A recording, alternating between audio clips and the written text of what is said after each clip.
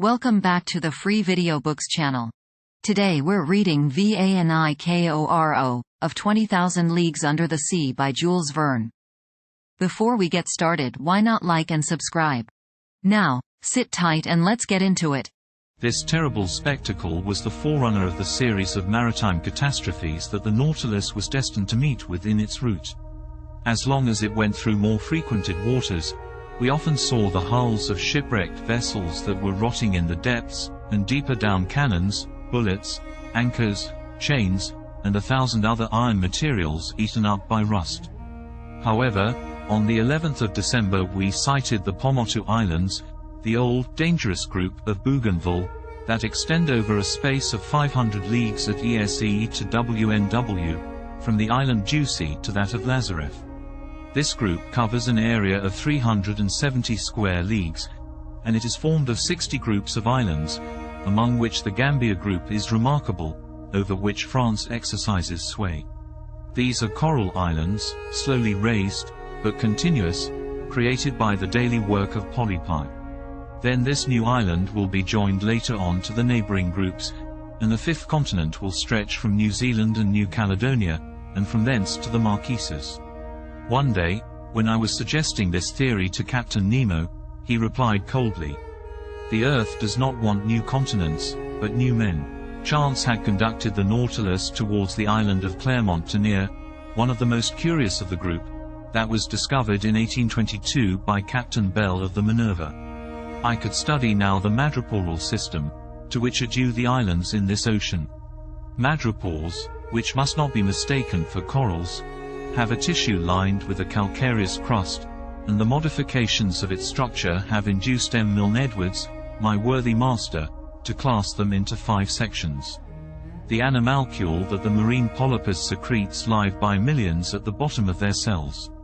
Their calcareous deposits become rocks, reefs, and large and small islands.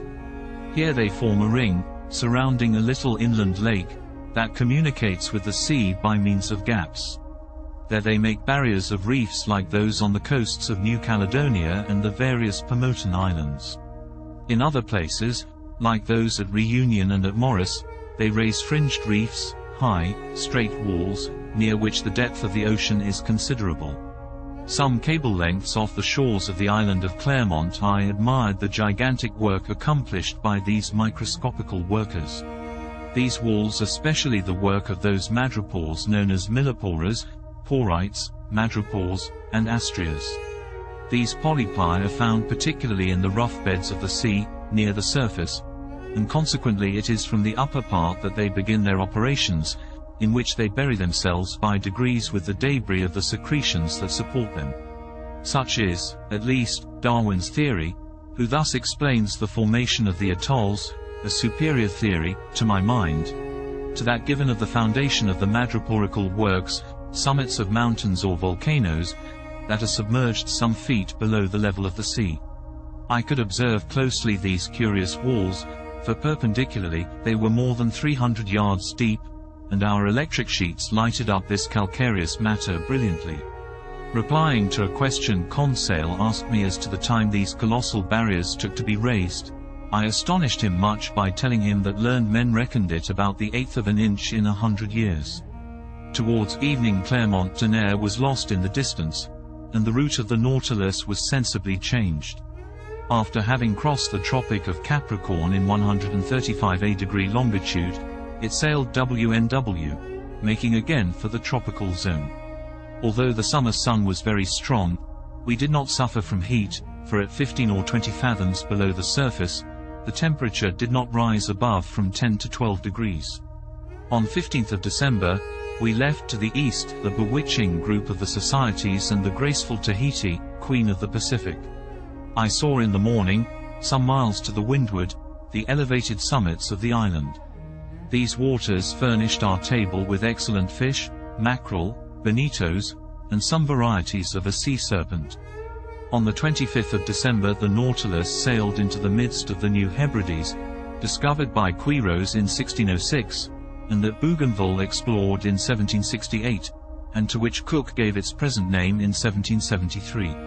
This group is composed principally of 9 large islands, that form a band of 120 leagues NNS to SSW, between 15°A and 2°S lat, and 164 day, and 168° long.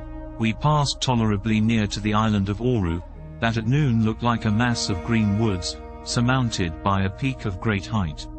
That day being Christmas Day, Ned Land seemed to regret sorely the non-celebration of Christmas, the family fete of which Protestants are so fond. I had not seen Captain Nemo for a week, when, on the morning of the 27th, he came into the large drawing room, always seeming as if he had seen you 5 minutes before. I was busily tracing the route of the Nautilus on the planisphere. The captain came up to me, put his finger on one spot on the chart, and said this single word: Vanikoro. The effect was magical. It was the name of the islands on which La Perouse had been lost. I rose suddenly. The Nautilus has brought us to Vanikoro?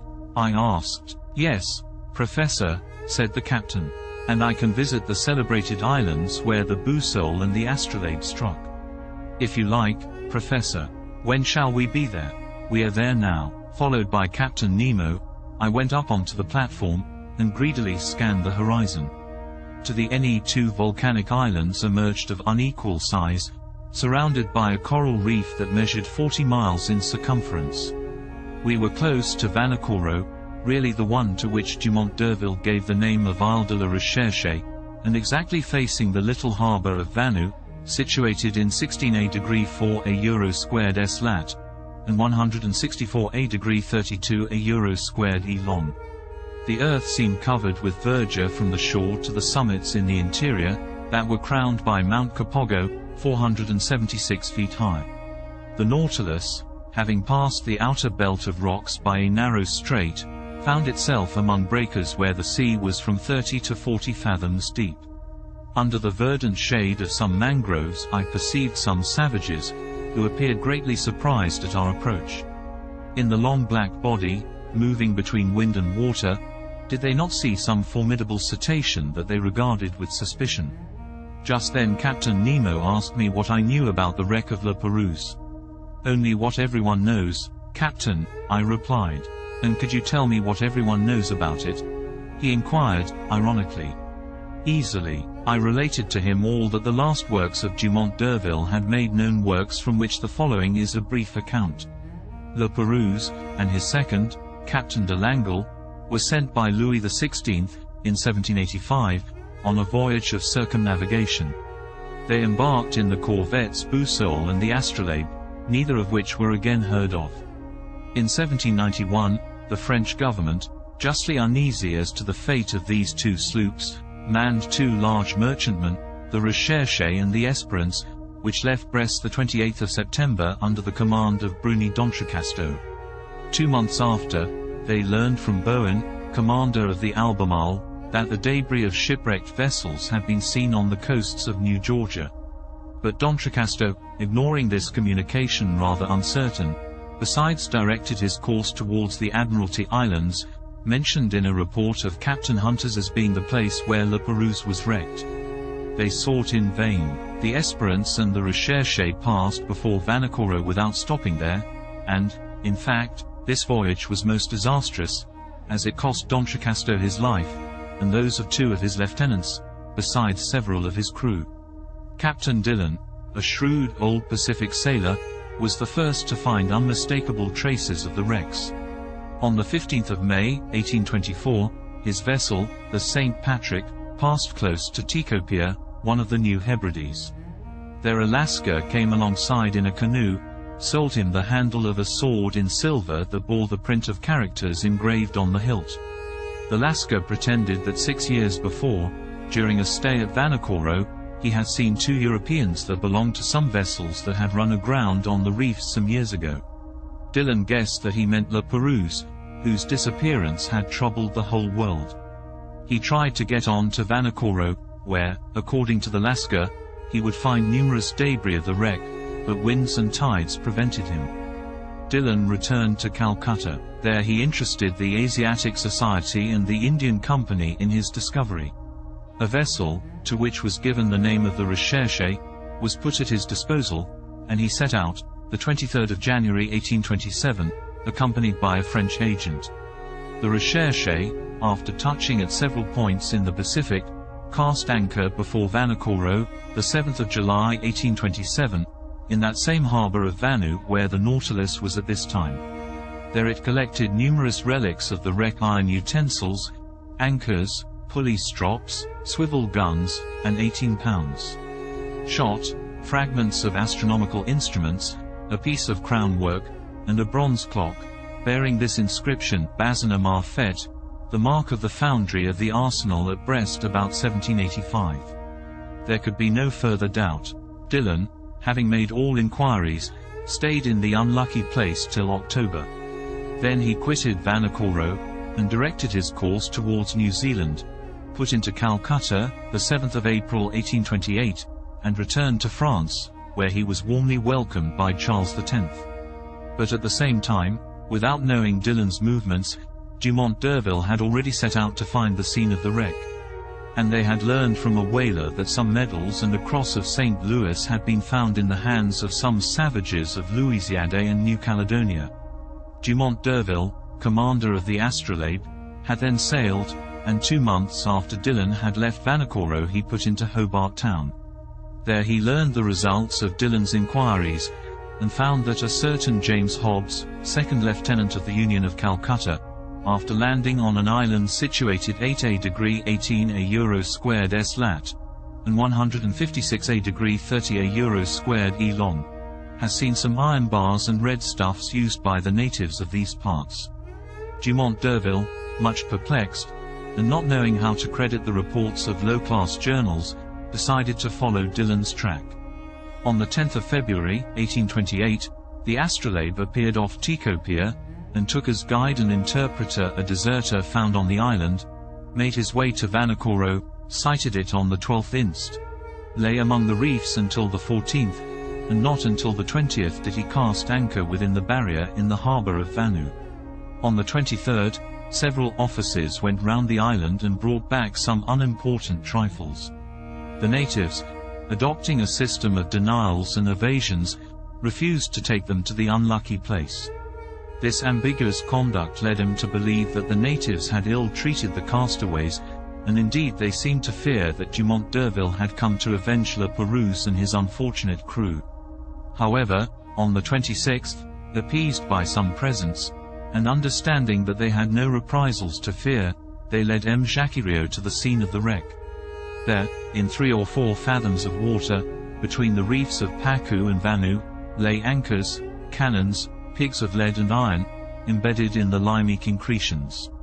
The large boat and the whaler belonging to the Astrolabe was sent to this place, and, not without some difficulty, their crews hauled up an anchor weighing 1,800 pounds, a brass gun, some pigs of iron, and 2 copper swivel guns.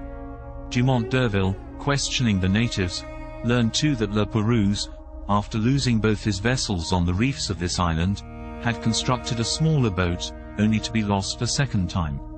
Where, no one knew, but the French government, fearing that Dumont d'Urville was not acquainted with Dillon's movements, had sent the sloop Bayonnaise, commanded by Legarant de Tromelin, to Vanikoro, which had been stationed on the west coast of America.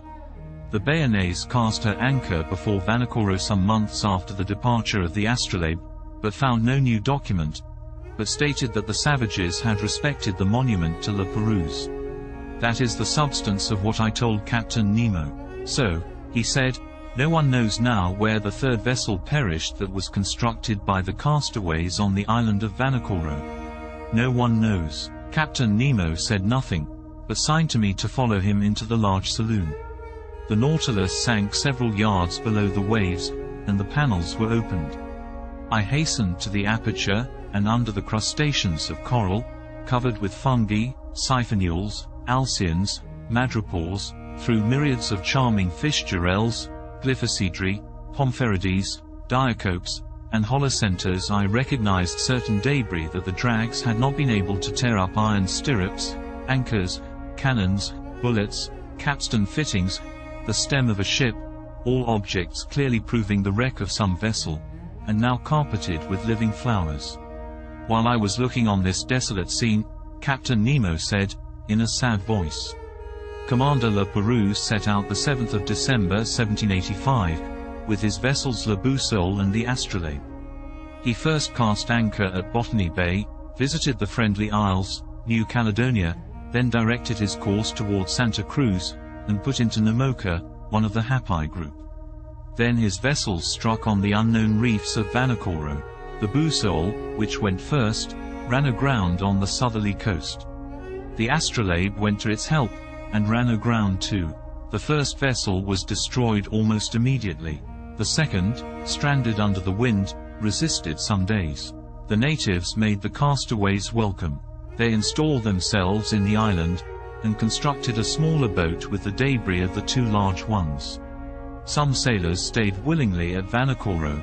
The others, weak and ill, set out with Le Perouse. They directed their course towards the Solomon Islands, and there perished, with everything, on the westerly coast of the chief island of the group, between Capes Deception and Satisfaction. How do you know that? By this, that I found on the spot where was the last wreck. Captain Nemo showed me a tin plate box, stamped with the French arms, and corroded by the salt water. He opened it, and I saw a bundle of papers, yellow but still readable. They were the instructions of the naval minister to Commander Le Perouse, annotated in the margin in Louis XVI's handwriting. "Ah, it is a fine death for a sailor," said Captain Nemo, at last. "A coral tomb makes a quiet grave, and I trust that I and my comrades will find no other." Did you enjoy today's chapter of 20,000 Leagues Under the Sea? Why not subscribe and ring the bell? Next time we'll be reading Torres Straits. Don't miss it.